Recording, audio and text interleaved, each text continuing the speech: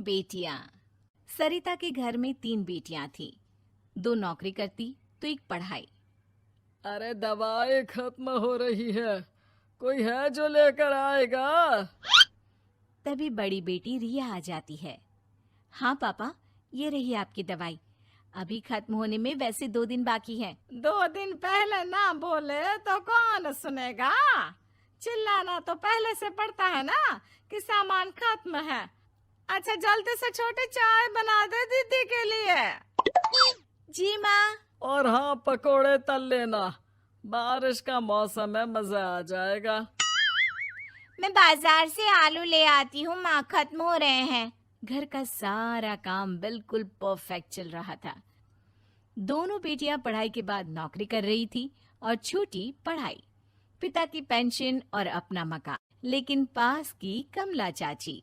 और रियासिया की माँ, तुम लोगों को कितने सालों से देख रही हूँ, परेशान ही देखा।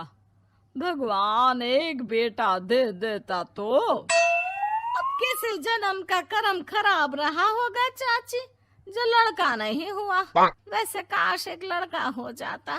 पास छोटी बैठकर पढ़ रही थी। वो माँ की बात सुनकर किताब बंद कर देती है और खिड़की में खड़ी हो जाती है। खिड़की के बाहर रवि, जो कि पास ही में रहता है। अरे छुटकी, क्या सारा दिन किताब में नजर गड़ाई रहती है? मैं नकल करना सिखा दूंगा, तू आराम से पास हो जाएगी। आजा, चलना, सब बाहर खेल रहे हैं। तू तो लड़का है, फिर पढ़ता क्यों नहीं? तेरे सर पर तो माँ पिता की जिम्मेदारी भी है ना। कैसी बात कर रही है यार? जिम्मेदारी मेरी नहीं, पिता की है। पिता की क्या जिम्मेदारी, बता। देख, माता पिता लड़की की शादी के लिए पैसा जमा करते हैं, उसकी शादी कराते हैं, उसे पढ़ाते भी है ना? हाँ, वो तो सभी माता पिता करते हैं। क्या लड़की की शादी नहीं करते? उसकी भी तो करते हैं ना। हाँ करते हैं, लेकिन क्यों, कैसे? सुन, वो लड़के को पढ़ाते हैं इसलिए कि वो बुढ़ापे का सहारा बनेगा। शादी करते हैं कि उसकी बीवी आकर घर संभालेगी। लेकिन बेटियों के लिए कोई स्वार्थ होता है? नहीं ना। तभी तो पैदा होते ही मुंह बन जाता है।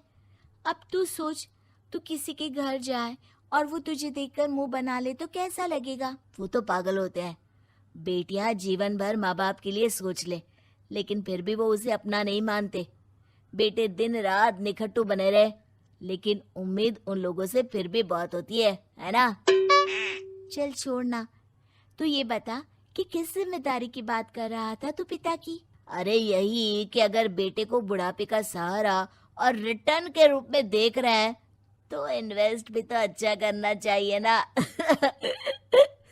छुटकी समझ जाती है कि समाज की सोच क्या है और चाहे जो हो जाए उसे किताब बंद नहीं करनी। तभी वहाँ बड़ी बेटी आ जाती है।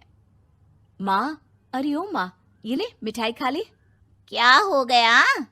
लड़का पसंद आ गया क्या कोई? भाई ऐसा हो तो मिठाई ना ही खिला, चली जाएगी तो घर कैसे चलेगा? अरे लड़की को क्या जीवन भर बिठाने का इरादा है? तू बता बेटी, किस चीज की मिठाई खिला रही है? क्या हो गया? अरे पापा, आपको पता है ना, जिस डॉक्टर के अंडर में मैं काम कर रही थी, उन लोगों ने मेरे काम को देखते हुए मेरी स्कॉलरशिप पास करवा दी है। अब अस्पताल में ही क्लास चला करेगी, आगे की पढ़ाई भी और पैसे की कमाई भी। ये तो अच्छी बात है। तू पढ़ जाएगी तो छोटे को भी अपनी राह लगा लेना। बाकी मछली तो वैसे ही ऑलराउंडर है। तीनों बेटियों के बाद भी उन लोगों के घर किसी चीज की कमी नहीं थी। पापा, ये लीजिए कार की चाबी, मैंने आपके लिए कार ली है। अब आप कहीं भी जाएं तो अपनी कार से जाइएगा। अरे क्या जरूरत थी? जितना खर्च करोगी दहेज मांगने वालों के मुंह भी उतने ही खुल जाएंगे। तो हम दीदी की शादी ऐसे घर में करेंगे ही नहीं जहाँ शादी के लिए पैसे मांगने की जरूरत हो।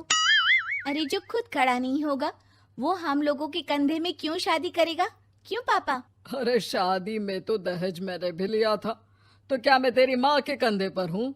खुद की पेंशन है, बेटियां कमा रही हैं, मजे हैं। बस एक मलाल है कि बेटा नहीं हुआ। पापा, जब आपने बोला कि मजे हैं, मैं तभी समझ गई थी कि अगली लाइन में आप यही बोलेंगे कि मलाल है। कोई बात नहीं पापा, फिलहाल आप ये कार लेकर घुमाओ। माँ, तुम भी जाओ पापा के साथ। दोनों पति पत्नी बेटी की दी गई गिफ्ट कार में बैठकर घूमने निकल रहे थे कि पड़ोसी बोल पड़ता है। अरे भाई साहब, नई कार, यहाँ तो साइकिल भी बेचने की नौबत है। नजर ना लगाइए भाई साहब, जीवन में कार का सपना पूरा होना हम लोगों के लिए तो बहुत बड़ी बात है। हाँ हाँ, लाखों की कार हम हजारों की कमाई वालों के लिए कहाँ मुमकिन थी, ऊपर से तब जब कोई बेटा भी नहीं है। वैसे भाई साहब, आपकी साइकिल बिक क्यों रही है? भगवान की दुआ से तो आपके 4 लड़के हैं। हाँ हाँ, आपको तो हेलीकॉप्टर से घूमना चाहिए।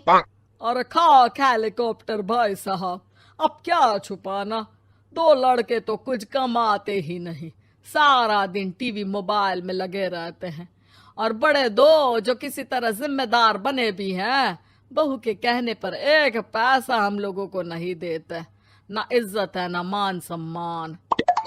हाँ भाई साहब, भाभी बता रही थी, बहू के होते हुए भी नौकरानी की तरह सारा दिन लगी रहती है घर के कामों में। आप किस्मत वाले हैं भाई साहब, जो बेटियां घर के साथ साथ बाहर का काम भी पूरी जिम्मेदारी से संभाल रही हैं। हाँ वो तो है, लेकिन कब तक? एक ना एक दिन तो ससुराल निकल जाएंगी, फिर तो वही हम दोनों और वही पेंशन। आप लोग भी कौन सा संजीवनी बूटी खा कर आए हैं? चलिए चलिए, जाइए, नई कार का मजा लीजिए। अच्छा ऐसा करते हैं, मेरी बहन के घर चलते हैं, काफी वक्त हो गया है मिले। दोनों बहन के घर जाते हैं, जहाँ उसकी बहन और उसका पति बैठकर चाय पी रहे होते हैं। अरे भाई भाभी, आज रास्ता कैसे भूल गए आप लोग? अरे हम तो फिर भी भूल गए, तुम तो कभी नहीं आते हमारे घर। अरे कोई आने का साधन भी नहीं है ना, अब बस से आना हम लोगों के बस की बात तो रही नहीं भाई। अरे दीदी, 2 कार थी आप लोगों की, कहाँ गई? भाभी वो तो जिसकी थी वो ले गया। मतलब? 2 बेटे हम दोनों से अलग हो गए हैं, अपनी कार ले गए, अब हम दोनों अकेले, खुद बनाना खुद खाना। भाई बहन के घर से मिलकर बेटी की गिफ्टेड कार में बैठकर निकल जाते हैं। काश हम लोगों को भी लड़का हो जाता। आपको कहानी अच्छी लगी तो चैनल को लाइक, कमेंट और सब्सक्राइब करो।